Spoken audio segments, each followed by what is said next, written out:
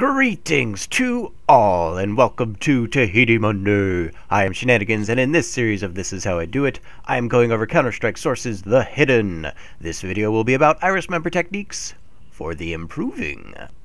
The first step to improvement is to lay down your weapon. I know the shotgun has been a faithful companion for a long time, but it's time to put on the big boy pants.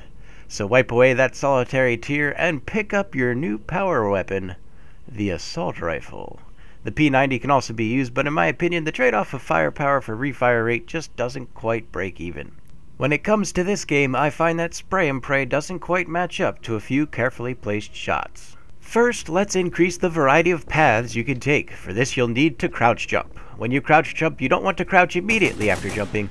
You want to crouch just before you reach the apex of your jump. This gives you the highest amount of clearance and allows you to navigate pretty much the entirety of any map.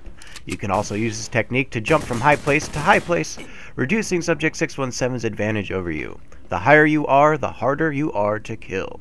The reason you are harder to kill when you're higher up is because you're reducing the angles from which Subject 617 can attack you. You are also naturally aiming straight ahead or downward, and downward is how you want to aim.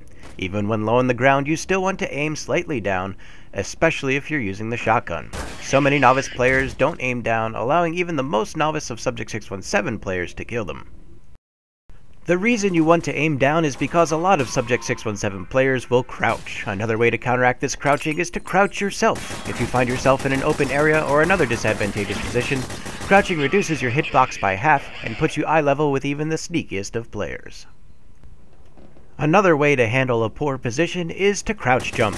Best of all is to mix in crouch jumping, crouching, moving, stopping. All of these increase your chances of evasion. Other players may call you lucky if they miss, but that's the whole point. Compared to just standing still or moving in a straight line, mixing the crouch methods adds in a chance for Subject 617 players to miss, making it clearly the better of the two options.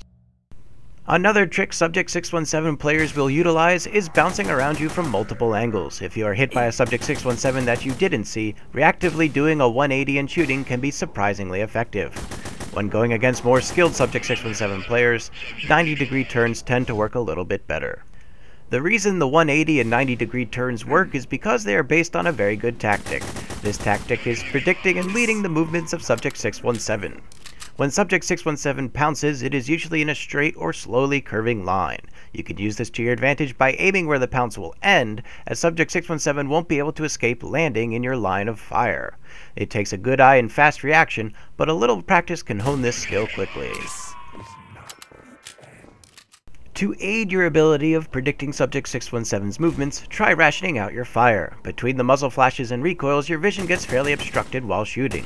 By only releasing 2 to 5 rounds per burst, you can maintain your visual lock on Subject 617 and take it out as it comes in for the kill.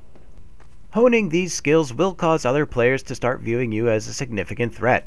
With this comes the single nade. Single nading is a personal message from Subject 617, simply saying, "I don't like you." While this is initially handled by releasing obscenities, there are 2 tactics you can use when the dreaded moment occurs. First comes the evasion. You need to identify if the grenade is going behind you or in front of you. In this situation, the grenade is going behind us, so we're going to go in a that sort of direction. The important thing is to keep moving.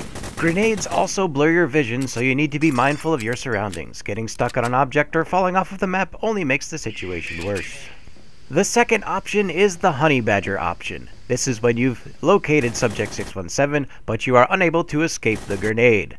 The idea is to kill Subject 617 before the grenade goes off.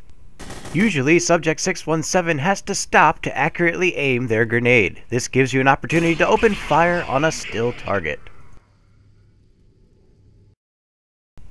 And that is how I did it! Iris member techniques for the improving. Feel free to improvise and combine these techniques and never get stuck just using one. Good players are quick to adapt to reuse techniques, so changing it up every level or couple of rounds will keep your opponents floundering. Make sure you keep practicing these techniques until they become natural reactions, as your reaction time is your greatest weapon. The next weapon to think about is strategy based around the game's meta, which is the topic of the next Tahiti Monday The Hidden. Thanks for watching, and tell 'em Shen sent ya.